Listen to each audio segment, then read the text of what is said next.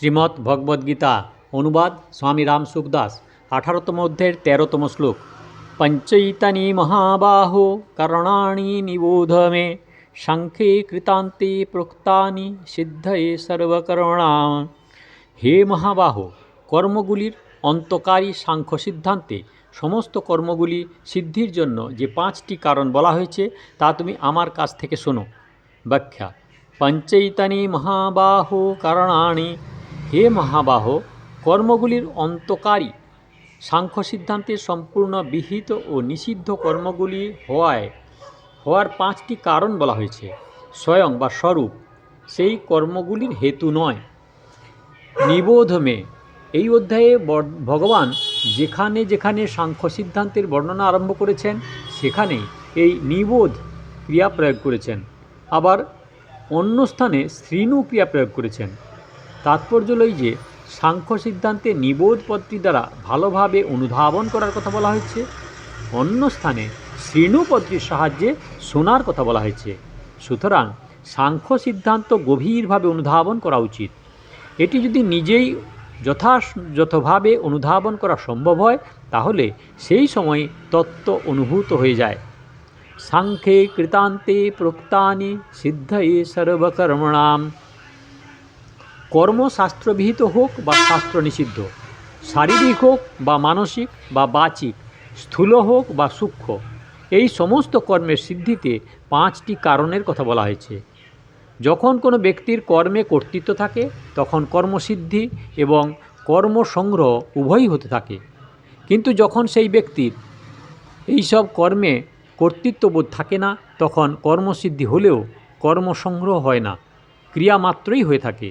যেমন জগৎ মাত্রেই পরিবর্তন হয়, অর্থাৎ নদী বয়ে চলে, হাওয়া চলে, গাছপালা বৃদ্ধিপ্রাপ্ত হয় ইত্যাদি ক্রিয়াগুলি হতে থাকে। কিন্তু এই ক্রিয়াগুলি থেকে কর্মসংগ্রহ হয় না, অর্থাৎ এই ক্রিয়াগুলির পাপ পুণ্য বা বন্ধনকারক হয় না। অর্থাৎ কর্তৃত্বাভিমান থেকেই কর্মসিদ্ধি এবং কর্মসংগ্রহ হয়। কর্তৃত্বাভিমান দূর হলে ক্রিয়ামাত্রে অধিষ্ঠান, কারণ, চেষ্টা ও দৈব শুধু এই 4টি কারণ হয়ে থাকে। এখানে সাংখ্য সিদ্ধান্তের বর্ণনা করা হয়েছে। সাংখ্য সিদ্ধান্তে বিবেক বিচারের প্রাধান্য থাকে। তাহলে ভগবান সর্বকর্মাণাং সিদ্ধয়ে বাচক কর্মের কথা এখানে কেন বলেছেন? কারণ তখন অর্জুনের সম্মুখে যুদ্ধোন্মুখ অবস্থা ছিল। ক্ষত্রিয় বংশে জন্মানোয় যুদ্ধ হলো তার কর্তব্য কর্ম।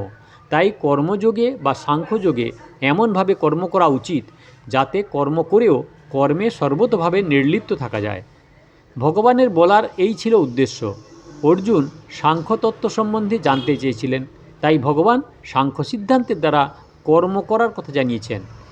অর্জুন কর্মগুলি স্বরূপত ত্যাগ করতে চেয়েছিলেন, তাই তাকে বোঝাবার ছিল যে কর্ম গ্রহণ বা ত্যাগ উভয়ই কল্যাণের হেতু নয়। কল্যাণের হেতু হল পরিবর্তনশীল বিনাশশীল প্রকৃতি থেকে অপরিবর্তনীয় অবিনাশী স্বস্বরূপের সম্বন্ধ বিচ্ছেদ উপলব্ধি করা। সেই সম্বন্ধ বিচ্ছেদ করার প্রক্রিয়া হলো 2টি, কর্মযোগ এবং সাংখ্যযোগ। কর্মযোগে ফল অর্থাৎ মমত্ব ত্যাগ হলো প্রধান, আর সাংখ্যযোগে অহংবোধ ত্যাগ করাই হলো প্রধান। মমত্ব ত্যাগে অহংবোধ এবং অহংবোধ ত্যাগ করলে মমত্ব স্বতই ত্যাগ হয়ে যায়। কারণ অহংবোধেও মমত্ব আসে। যেমন আমার কথা থাকে যেন থাকে, আমার কথা যেন না লঙ্ঘন করা হয়, এই আমি বোধের সঙ্গেও আমার বোধ থাকে। তাই মমত্ব বা আমার ভাব ত্যাগ করলে অহংবোধ বা আমি ভাব দূর হয়। এইভাবেই প্রথমে অহংবোধ হয়, পরে মমত্ববোধ আসে। অর্থাৎ প্রথমে আমি হয়, পরে আমার ভাব আসে। কিন্তু যেখানে অহংবোধই পরিত্যাগ করা হয় সেখানে মমত্ববোধ থাকবে কি করে? তাই সেটিও দূর হয়ে যায়। শ্লোক নাম্বার 14।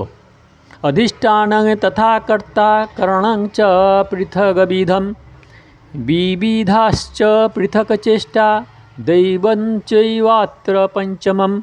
কর্মে সিদ্ধিতে অধিষ্ঠান বা আধার এবং কর্তা ও নানা প্রকার করণ বা সাধন যন্ত্র, বহু প্রকার চেষ্টা, আর পঞ্চম কারণ হল দৈব।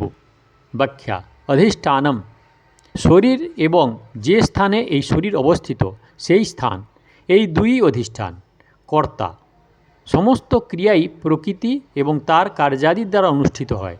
সেই ক্রিয়া সমষ্টি হোক বা ব্যষ্টি, আর কর্তা স্বয়ং নয়, শুধু অহংকারে মোহাচ্ছন্ন, অর্থাৎ যা জড় বা চেতনের কোনো জ্ঞান নেই, সেই অবিবেচক ব্যক্তি যখন প্রকৃতিতে হওয়া ক্রিয়াগুলিকে নিজের বলে মনে করে, তখন সে কর্তা হয়ে যায়। এইরূপ কর্তাই কর্মসিদ্ধির হেতু হয়ে থাকে। করণং চ পৃথক বিধম। মোট 13টি করণ আছে। পানি, পাদ, বাক, উপস্থ, বায়ু, এই 5টি কর্মেন্দ্রিয়। শ্রোত্র, চক্ষু, ত্বক, জিহা, ঘ্রাণ, এই 5টি জ্ঞানেন্দ্রিয়। এই 10টি বহিঃকরণ এবং মন, বুদ্ধি, অহংকার, এই 3টি হলো অন্তঃকরণ। সর্বশুদ্ধ করণ হলো 13টি। বিধিনাশ্চ পৃথক চেষ্টা। উল্লিখিত 13টি করণের কাজও পৃথক পৃথক হয়। যেমন পানি বা হাত আদান প্রদানের জন্য, পাদ পা আসা যাওয়া বা চলাফেরার জন্য, বাক কথা বলার জন্য, উপস্থ মূত্রত্যাগের জন্য, পায়ু বাহ্যদ্বার বা মলত্যাগের জন্য, শ্রোত্র শ্রবণ বা কর্ণ বা শোনার জন্য, চক্ষু দেখার জন্য, ত্বক স্পর্শের জন্য, জিহ্বা আস্বাদনের জন্য, ঘ্রাণ গন্ধ গ্রহণের জন্য, মন মনন করা, বুদ্ধি চিন্তা করা, স্থির করা ও অহংকার অহংকর্তৃত্বভাব। দৈবং চৈবাত পঞ্চনম। কর্মাদির সিদ্ধিতে পঞ্চম হেতু হলো দৈব। এখানে সংস্কারকে বলা হয়েছে দৈব।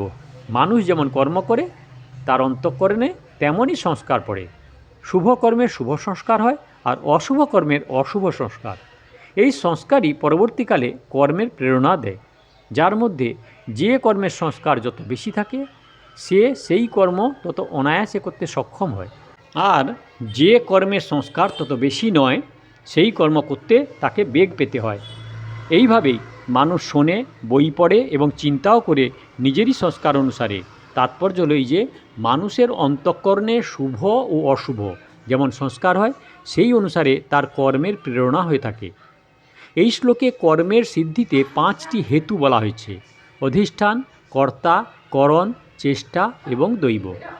কারণ হিসেবে বলা যায় যে আধার ব্যতীত কোনো কাজই করা যায় না, তাই অধিষ্ঠান পদটি এখানে এসেছে। কর্তা না হলে কে ক্রিয়াটি করবে, সেই জন্য কর্তাপদ ব্যবহৃত হয়েছে। ক্রিয়াটি করার সাধন বা যন্ত্রাদি থাকলে তবেই কর্তা ক্রিয়াটি সম্পাদন করবে, তাই করণ পদটি উল্লিখিত হয়েছে। কর্ম করার সাধন হলেও ক্রিয়াটি না করলে কর্মসিদ্ধি কিভাবে হবে, তাই চেষ্টা পদটি ব্যবহৃত হয়েছে। কর্তা তার নিজ নিজ সংস্কার অনুযায়ী কর্ম করেন, সংস্কারের বিরুদ্ধ অথবা সংস্কার বিনা ক্রিয়া করতে সক্ষম হন না, তাই এখানে দৈব পদটি ব্যবহৃত হয়েছে। এইভাবে এই 5টি হলেই তবে কর্মসিদ্ধি হয়ে থাকে। শ্লোক নাম্বার 15। শরীর বাং মনোভির্যত কর্ম প্রারভতে নরঃ নর্জং বা বিপরীতং বা পঞ্চৈতে সত্য হেতবঃ। মানুষ কায় মনোবাক্যে শাস্ত্রবিহিত বা শাস্ত্রবিরুদ্ধ যা কিছু কর্ম করে, পূর্বোক্ত 5টি কারণই তার হেতু। ব্যাখ্যা: শরীর বাং মনোভির্যত কর্ম প্রারভতে নরঃ ন্যায্যং বা বিপরীতং বা পঞ্চৈতে সত্য হেতবঃ। আগের বা চতুর্থ শ্লোকে কর্ম সম্পাদিত হওয়াতে অধিষ্ঠানাদি যে 5টি হেতু বলা হয়েছে, সেই 5টি এই পদেও উল্লিখিত হয়েছে। যেমন শরীর পদে অধিষ্ঠান এসে যায়, বাক পদে বহিঃকরণ ও মন পদে অন্তঃকরণ, নরঃ পদে কর্তা এসে পড়ে এবং প্রারভতে পদে সমস্ত ইন্দ্রিয়গুলির চেষ্টা বোঝায়। বাকি থাকলো দৈব। দৈব বা সংস্কার অন্তঃকরণেই থাকে, কিন্তু তা স্পষ্টরূপে বোঝা যায় না। তা বোঝা যায় অন্তঃকরণ হতে উৎপন্ন বৃত্তি এবং সেই অনুসারে সাধিত কর্মের দ্বারা। মানুষ শরীর, বাক্য ও মনের দ্বারা যে কর্ম আরম্ভ করে, অর্থাৎ কোথাও শরীরের প্রাধান্যে, কোথাও বাক্যের প্রাধান্যে, আর কোথাও স্থানে মনের প্রাধান্যে যেসব কর্ম করে, তা শাস্ত্রবিহিত হোক বা শাস্ত্রবিরুদ্ধ, তাতে পূর্ব শ্লোকে উদ্ধৃত 5টি হলো কারণ। শরীর, বাক্য ও মন, এই 3টির দ্বারাই কর্ম সাধিত হয়। এইগুলির সাহায্যে করা কর্মকেই কায়িক, বাচিক ও মানসিক কর্মের সংজ্ঞা দেওয়া হয়। এই 3টিতে অশুদ্ধি হলেই বন্ধন হয়। সেই জন্য এই 3টির শুদ্ধিকরণের জন্য সপ্তদশ অধ্যায়ের চতুর্দশ, পঞ্চদশ ও ষোড়শ শ্লোকে যথাক্রমে কায়িক, বাচিক ও মানসিক তপের বর্ণনা করা হয়েছে। তাৎপর্য হল এই যে শরীর, বাক্য ও মনের দ্বারা যদি কোনো শাস্ত্রবিরুদ্ধ কর্ম না করা হয়, শুধুমাত্র শাস্ত্রবিহিত কর্মই করা হয়, তবে তা তপস্যা হয়ে ওঠে। সপ্তদশ অধ্যায়ের সপ্তদশ শ্লোকে অফলাকাঙ্ক্ষভি পদটিতে এই কথা বলা হয়েছে যে নিষ্কামভাবে করা তপস্যা সাত্ত্বিক হয়। সাত্ত্বিক তপ বন্ধনকারক নয়, বরং একটি মুক্তি প্রদান করে, কিন্তু রাজসিক ও তামসিক বন্ধনকারক হয়।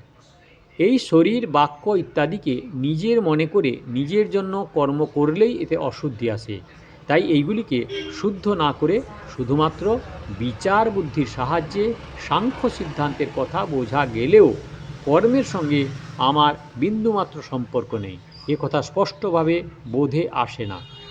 এইরূপ অবস্থায় সাধক যেন শরীর ইত্যাদিকে নিজের বলে মনে না করেন এবং নিজের জন্য কোনো কর্ম না করেন, তাহলে তাঁর শরীর ইত্যাদি খুব শীঘ্রই শুদ্ধ হয়ে যায়। সুতরাং কর্মযোগের দ্বারা এইগুলি শুদ্ধ করে এর থেকে সম্পর্ক ছেদ করা উচিত, অথবা সাংখ্যযোগের দ্বারা প্রবল বিবেক বুদ্ধির সাহায্যে এইগুলির সঙ্গে সম্পর্ক ছেদ করা উচিত।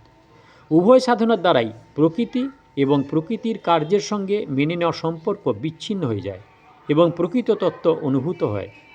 যে সমষ্টি শক্তির দ্বারা জগৎমাত্রেরই ক্রিয়াগুলি সম্পাদিত হয়, সেই সমষ্টি শক্তির দ্বারাই ব্যষ্টি শারীরিক ক্রিয়াও স্বাভাবিকভাবে সম্পন্ন হয়। বিচার বুদ্ধিকে মহত্ব না দেওয়া স্বয়ং এই ক্রিয়াগুলির দ্বারা খাওয়া দাওয়া, ওঠা বসা, শোয়া, জাগা ইত্যাদি যেসব ক্রিয়ার কর্তা বলে নিজেকে মনে করে, সেই সব ক্রিয়ার সাহায্যে কর্মসংগ্রহ হয়, অর্থাৎ এইসব ক্রিয়া বন্ধনকারক হয়ে ওঠে। কিন্তু স্বয়ং যেখানে নিজেকে কর্তা বলে মনে করেন না, সেখানে কর্মসংগ্রহ হয় না, সেখানে শুধুমাত্র ক্রিয়াই সাধিত হয়। তাই সেই ক্রিয়া ফলপ্রদায়ক অর্থাৎ বন্ধনকারী হয় না। যেমন শিশু অবস্থা থেকে যৌবন প্রাপ্ত হওয়া, নিঃশ্বাস নেওয়া, ত্যাগ করা, খাদ্যদ্রব্য হজম হওয়া ইত্যাদি ক্রিয়াগুলি কর্তৃত্বাভিমান ব্যতীত প্রকৃতির দ্বারা স্বাভাবিকভাবে হয়ে থাকে এবং তার জন্য কোনো কর্মসংগ্রহ অর্থাৎ পাপ পুণ্য হয় না, তেমনি অহং কর্তৃত্ববোধ না থাকায় সকল ক্রিয়াই প্রকৃতির দ্বারা সংঘটিত হয়। এ হলো 18 নম্বর অধ্যায়ের শ্লোক নাম্বার 13, 14, 15। দয়া করে সাবস্ক্রাইব করবেন, লাইক করবেন, শেয়ার করবেন। আর সাধকগণ সাধক সঞ্জীবনী শ্রীমদ্ ভগবদ্গীতা শুরু থেকে শুনতে হলে কাকন বাসুতে ক্লিক করে ভিডিও দেখুন, আর আগের ভিডিওর জন্য দয়া করে অপেক্ষা করুন।